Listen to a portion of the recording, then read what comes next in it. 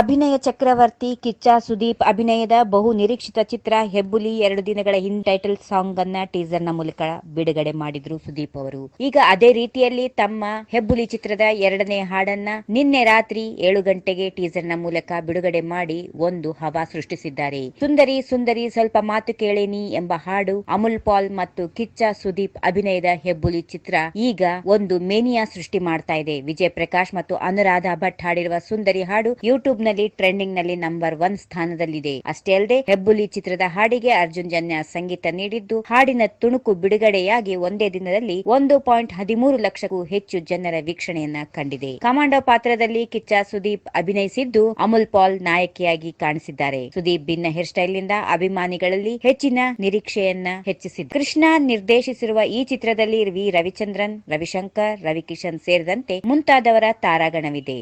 If you like this video ಬೇಗ like ಮಾಡಿ, comment ಮಾಡಿ, ಶೇರ್ ಮಾಡಿ ಹಾಗೂ ಯೋಯೋ ಟಿವಿ ಕನ್ನಡವನ್ನು ಸಬ್ಸ್ಕ್ರೈಬ್ ಮಾಡಿ.